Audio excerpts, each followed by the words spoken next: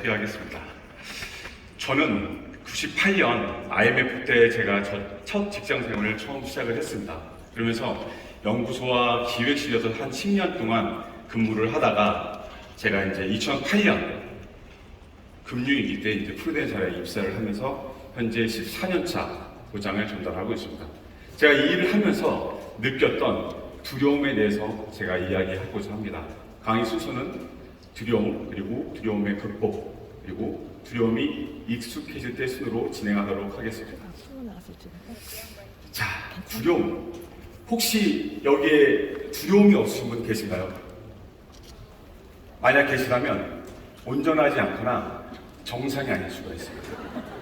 왜냐하면 이 두려움은 우리의 생존과 발전을 위한 무의식의 감정이기 때문에 이 무의식의 감정을 처리하는 이 뇌에 이 편도체가 있어요. 이 편도체를 제거하면 위험도 두려움도 느낄 수가 없다고 합니다. 그래서 한번 쥐 실험을 한번 해봤어요. 쥐의 편도체를 제거한 이후에 고양이에게 놀렸더니 고양이의 귀를 물어뜯고 뱀의 등에 올라타서 놀다가 벽에 죽임을 당하게 됩니다. 왜? 배는 게 없는 거죠.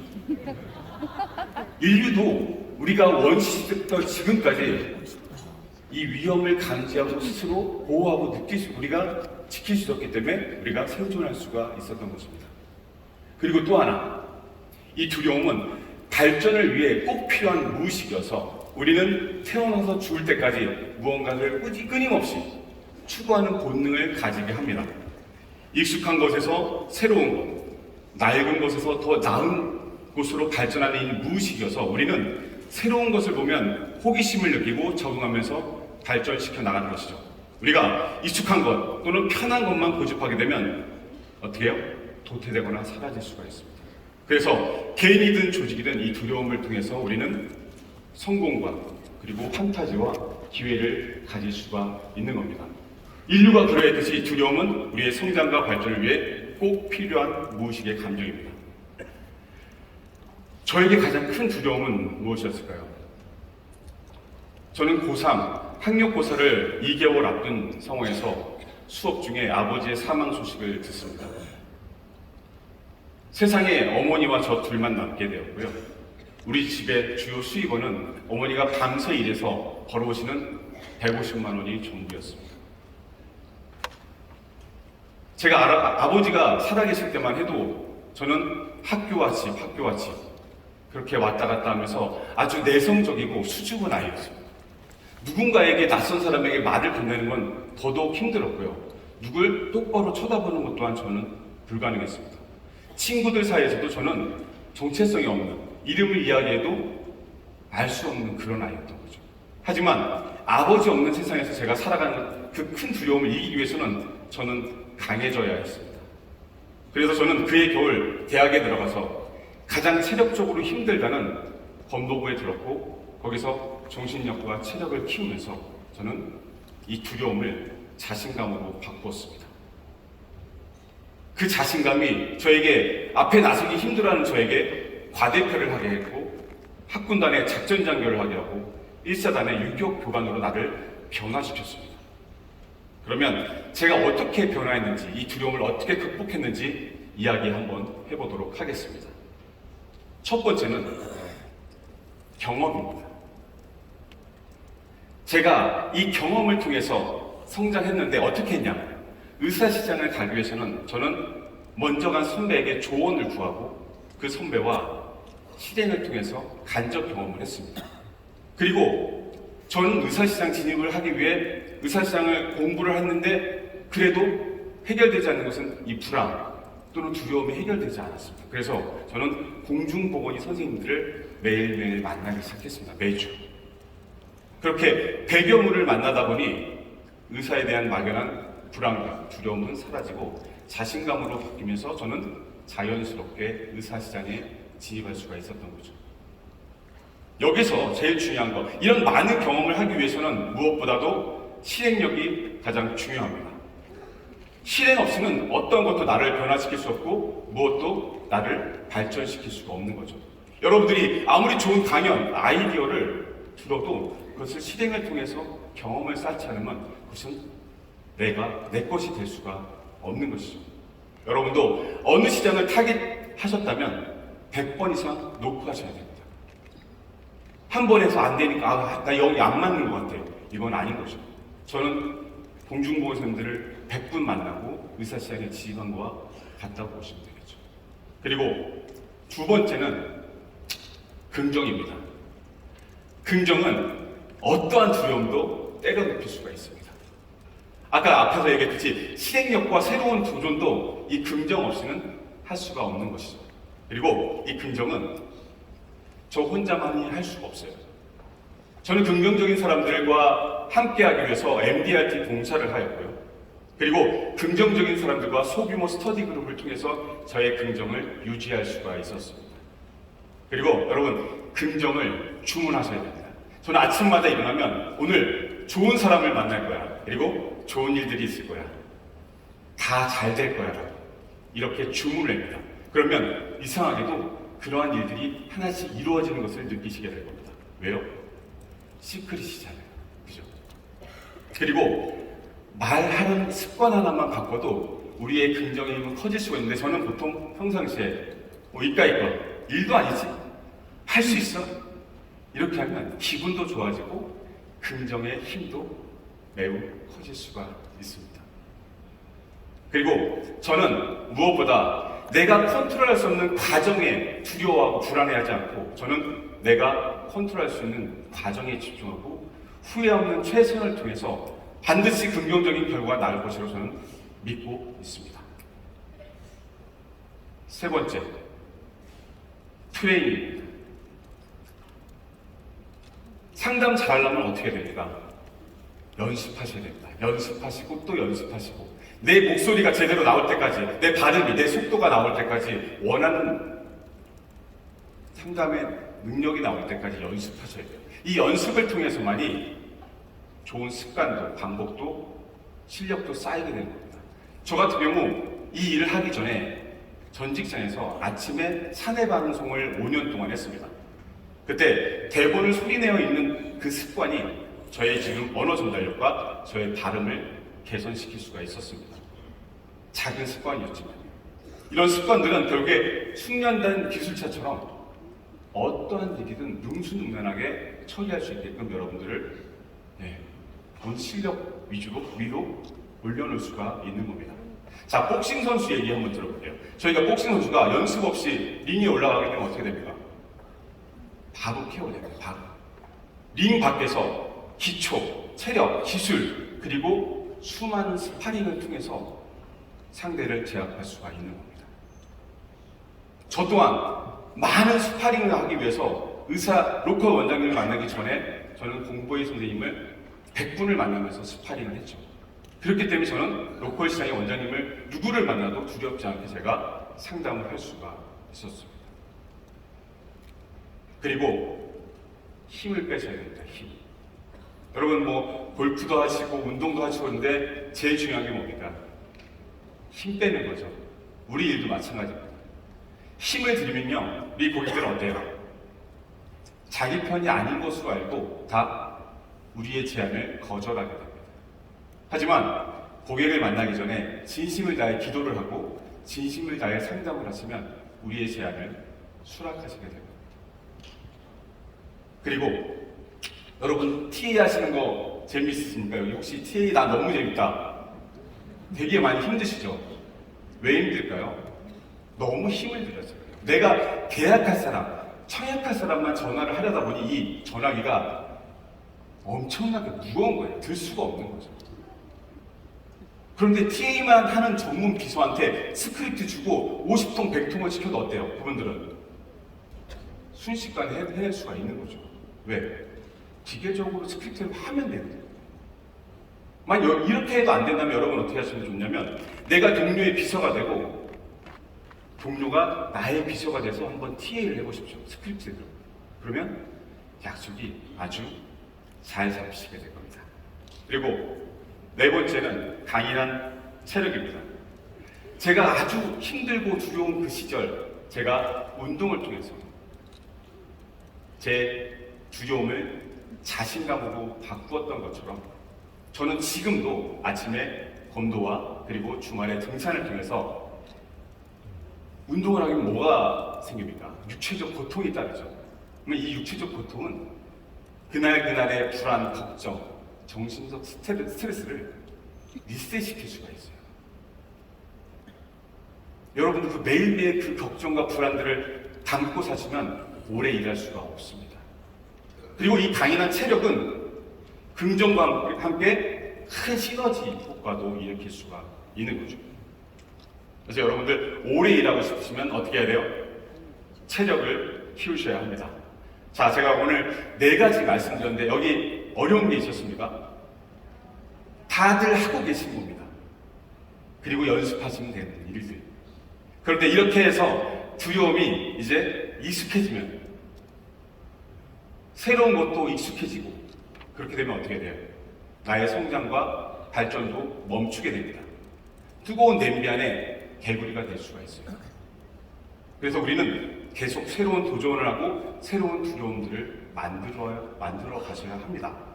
저는 10년 동안 직장 생활을 하다 보니 이제 일에 대한 흥미도 그리고 회사에 대한 비전도 점점점 약해지면서 나는 이제 새로운 일을 좀 해봐야겠다.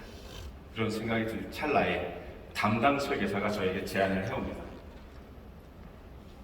연구소에서 비이커만 만지고 기획실에서 보고서만 썼던 제가 보험 설계사를 할 수 있을까? 엄청난 큰 두려움이었습니다. 저에게 영업을 한번 해보지 않았기 때문에. 하지만 그때 제가 하지 않았다면 MDRT도 COT도 할 수가 없었겠죠. 처음부터 사람을 보고 우리가 저분이 COT 할지 MDRT 할지 모르는 것처럼 말이죠. 제가 그때 할 수 없다고 포기했다면 이 자리에 설 수도 당연히 없었겠죠. 그래서 저는 일단 보험 일을 시작하기로 했습니다. 그런데 말이죠. 또 다른 장애물이 나왔습니다. 저에게 담당 설계사가 제안을 했죠. 근데 그 담당 설계사가 대학 동창이고요. 그리고 학군단 동기이고요. 또 전 직장의 동료였어요. 그러다 보니 저는 제가 갈 지인 시장들을 먼저 한번 훑고 간 상황이어서 저는 어쩔 수 없이 Z 시장을 녹화할 수밖에 없었습니다. 그래서 저는 전 직장의 협력업체 사장님께 간곡히 부탁을 했습니다. 신입사원 몇 명만 모아주시면 정말 최선을 다해 열심히 상담하고 도움드리겠다. 그리고 신입사원 한 명이 어리숙하게 설문을 해주십니다. 그게 제 첫 상담이었습니다. 근데 그 친구가 자기 부모님 그리고 친구, 동료분을 소개해주면서 저는 지인시장에 진입할 수가 있었습니다. 저는 처음에 이렇게 Z시장에 진입했기 때문에 지금 생각하면 그게 큰 약이 됐던 것 같습니다.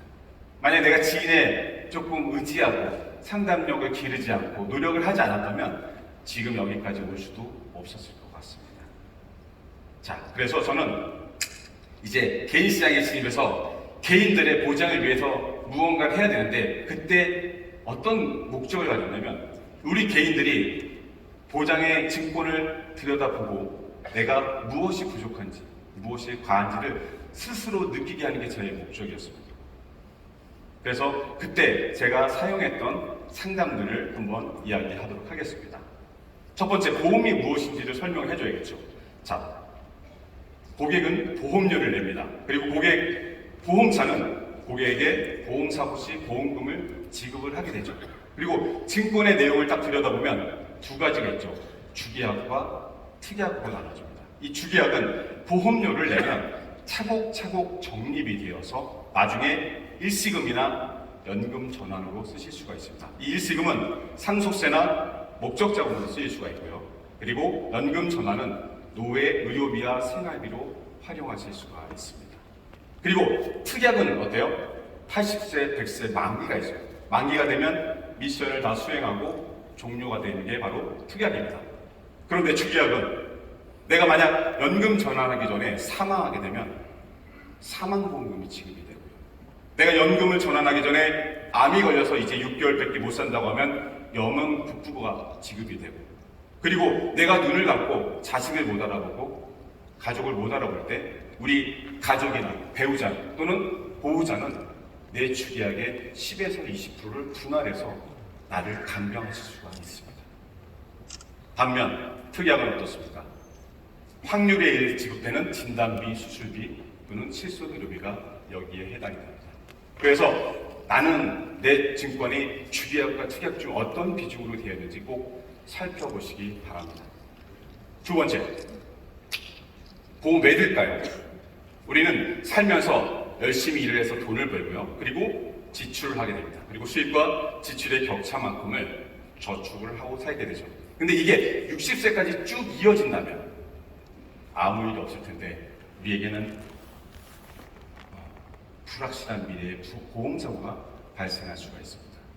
그때 수입은 계속 감소하게 되고 지출은 계속 증가하게 되는데 내가 모은 돈으로 충분한 치료를 할 수가 있는지, 그리고 내가 모은 돈으로 생활비 없이 우리 가족이 생활할 수 있는지, 만약 그런 상황이 아니라면 감당할 수 없는 재정적 위기에 우리가 처하게 됩니다.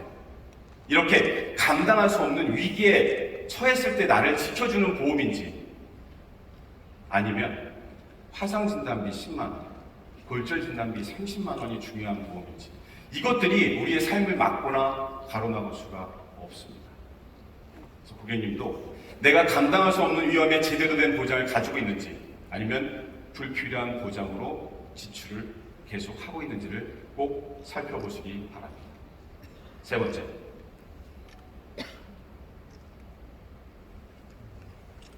보험은 언제 많이 쓸까요? 우리가 태어나서 죽을 때까지 평생 의료비는 1억 4천만 원이라고 합니다. 그런데 지금 가장 큰 우리의 리스크는 사망하고 장애, 이게 가장 큰 리스크입니다. 이것만 없으면 우리는 골절 때문에 우리가 직장을 못 다니거나 그러진 않거든요. 그래서 지금 의료비는 아주 크게 들지 않는 시기죠. 근데 65세로 갈수록 어떻습니까? 의료비는 계속 증가하게 되고 사망 리스크는 감소하게 되는 거죠. 그리고 65세 이후에는 뭐예요? 우리 피할 수 없는 것, 여기 피할 수 있는 사람이 있는지 모르겠지만 퇴행성 질환인 것, 이것들이 옵니다. 그죠? 관절염, 골다공, 고지혈, 당뇨. 그리고 80세 전후로 뭐가 옵니까? 유체이탈, 몸과 마음이 따로 놀고 자식을 못 알아보는 치매죠. 그리고 일상생활 장애 상태가 됩니다. 그래서 이 1억 4천만의 의료비는 65세 이전에 20%, 나머지 후반부에 지출을 하게 됩니다. 그래서 여러분들이 만약 65세 이후에 갱신형으로 되어 있다면 노후 파산이 올 수도 있다는 것을 꼭 유념하시고 보장을 준비하시기 바랍니다. 이렇게 저는 개인 시장에서 세 가지를 가지고 상담을 했습니다. 그리고 이제 저는 여기서 익숙해져서 또 어떻게 해요? 법인을 놓고 하게 됩니다. 법인에서는 딱 저는 되게 심플하게 했습니다. 재무제표와 손익계산서 두 가지를 보고 기업 리스크와 상속인 리스크만 이야기해드렸습니다. 제가 막 정관을 봐주고 수정해주고 이럴 영역도 안 되고. 그래서 첫 번째, 기업 리스크로는 대표이사가 유고 시에 은행 대출금의 상환 압박, 매입 채무, 그리고 종업원들의 급여를 줘야 하는 이런 판관비들을 계산해서 이 기업이 심폐소생술로 다시 일어날 수 있는 최소한의 유동성은 준비하시라. 그게 바로 생명보험이라고. 그리고 두 번째는 상속인 리스크. 만약 대표가 사망 시에 필요한 게 뭐겠습니까? 상속세죠. 그 상속세 현재 가치와 미래 가치를 보여드리면서 그분의 개인 자산, 보유 주식, 위로금, 그 다음에 퇴직금을 합산해서 또 마찬가지로 유동성, 최소한의 유동성을 준비해드렸습니다. 이렇게 이제 기업에서 대표님들을 만나고 또 이게 저랑은 좀 잘 안 맞는 느낌이었어요. 저는 너무나 일들이 많더라고요. 그래서 다음은 제 법인에서 의사 시장을 놓고 하게 됩니다. 그러면서 공보일을 찾아다니게 됐죠. 의사 선생님들을 만나서는 딱 한마디, 모으고 불리고 지키고, 비과세로 모으고 부동산으로 늘려주고, 그리고 원장님의 본인과 본인의 자산을 지키는 플랜에 대해서 이야기해드렸습니다. 원장님이 소는 정말 잘 키우시지만 이 울타리 없는 소는 누구의 것일까요? 이게 원장님 겁니까? 아니면 자녀의 것이에요? 국세청의 것일 수도 있습니다. 지금처럼 원장님은 소를 잘 키우시고 저는 원장님의 튼튼한 울타리를 만들어서 이 소가 자녀에게 잘 이전될 수 있도록 돕겠습니다. 원장님, 소만 키우시겠습니까? 아니면 저와 울타리를 먼저 준비하시고 소를 키우시겠습니까? 이렇게 이야기를 하죠. 그리고 자산가들의 가장 큰 고민은 뭡니까? 이렇게 불려놓은 이 자산을 누구에게 상속하거나 증여하는 게 가장 큰 고민입니다. 출처 없는 돈으로 세금을 낼 수도 없고, 그리고 준비하지 않은 이런 증여와 상속은 가족 간의 불안과 심각한 재정 손실을 초래할 수가 있는 거죠. 그리고 증여하고 싶은데 어때요? 우리가 공제 범위 내에서 만약 5억을 증여하려면 몇 년 걸려요? 10년에 5천씩? 100년 걸립니다. 100년. 그렇죠? 그러면 이거를 해결할 수 있는 방법은 첫 번째, 아무것도 안 하겠다. 두 번째, 10억 미만으로 다 기부하고 나눠주겠다. 그리고 세 번째, 저와 세금 손실을 줄이기 위한 상담을 진행해 보시겠다. 3번을 하셔야겠죠. 우리가 상속세를 내는 방법은 5가지가 있습니다. 현금, 그리고 물납, 대출, 매각, 생명보험이 있는데요. 이 중에서 계약자, 피보험자, 수익자가 분리되어 있는 상품은 유일하게 전 세계에 뭐가 있어요? 생명보험밖에 없습니다. 원장님이 IRP 700만 원에서 매년 환급받는 금액 얼마예요? 100만 원이죠. 30년 진료하시면 얼마 환급받아요? 계산이 어렵나요? 3천만 원 환급받죠. 제가 말씀드리는 절세는 3천만 원이 아니라 그 이상에 대한 절세를 말씀드리려고 하는 겁니다. 한번 들어보시겠습니다. 이렇게 저는 원장님을 만나서 상담을 했습니다. 그래서 이 보험은 일찍 들으면 저렴하게 가입해서 시테크 역할도 하지만, 그리고 세금을 줄일 수 있는 일석이조의 시테크 세테크의 가장 훌륭한 금융상품이라고 저는 안내를 드렸죠. 그리고 또 하나, 아파트를 싸게 구입하는 방법, 이게 뭐가 있을까요? 청약저축, 금매, 재건축, 그죠? 우리 아이를 원장님께서 열심히 가르치셔가지고 대치 중에 좋은 학원들 다 보내서 명문대를 나오고 대기업에 취업을 했습니다. 그리고 매월 600만 원씩을 받아서 10년 동안 저축해 모았습니다. 7억 2천이 됐어요. 이 아이는 집을 살 수 있을까요? 어디 가면 살 수 있을까요? 지방, 예, 그렇죠. 서울은 불가능하겠죠.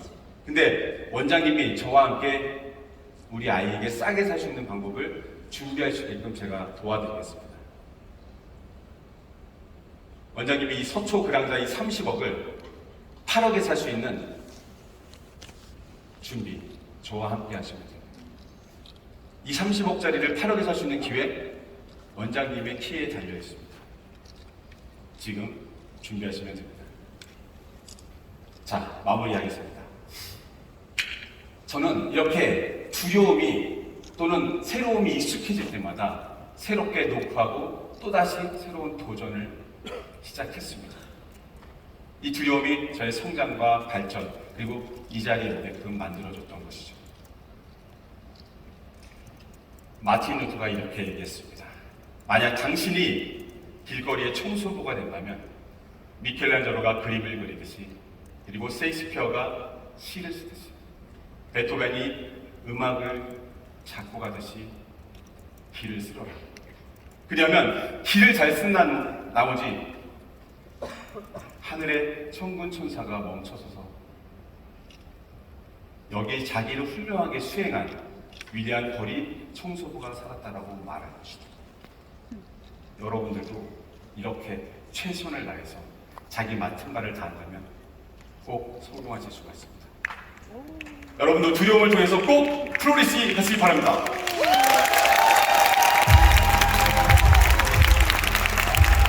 동아인 열심 여러분께 다시 한번 큰 박수 부탁드립니다.